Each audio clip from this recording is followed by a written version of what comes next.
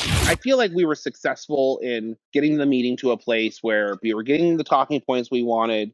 We were getting the hearings we wanted. We were getting the doubts we wanted. And I feel like before we were trying to stop ACIP, but the opportunity to stop RFK completely fell into our lap. So to stop the ACIP meeting, there's no real mechanism other than getting RFK out. But because of the way the HHS budget is set up, there is a mechanism here to get RFK out.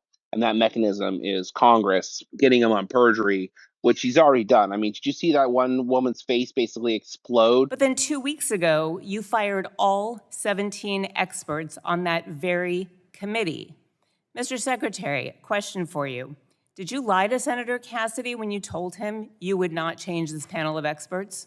I never made that agreement. So are you saying that Senator Cassidy lied when he was on the Senate floor, lied to the American people?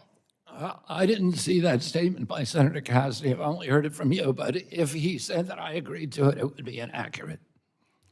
I made an agreement with him. I made an agreement with him, and he and I have talked many times about that agreement. My time.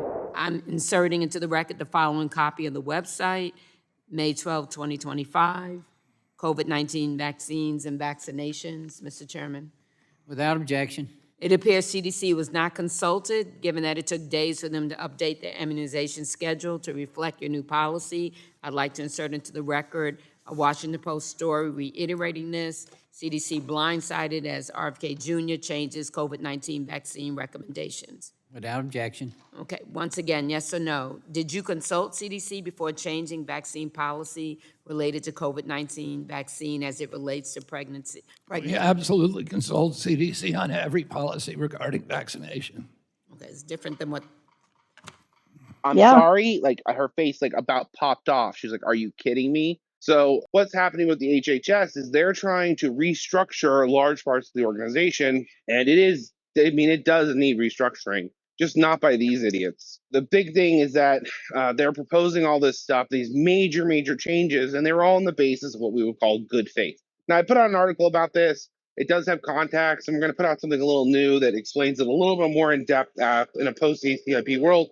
But the general idea is that there is no way that the restructuring that he wants to do that happens because of the budget approval, that it's going to be good for Americans. I mean, internationally, it's going to be bad.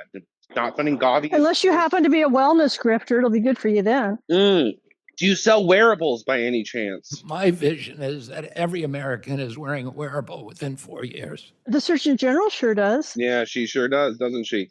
So right now he has to get his HHS budget approved. And I don't think that should happen. I personally don't think it should happen. I think that him lying to Congress and lying to Cassidy and then lying to the House and then lying to more people. No, this is bad. This is a bad guy. And he's operating in extremely bad faith.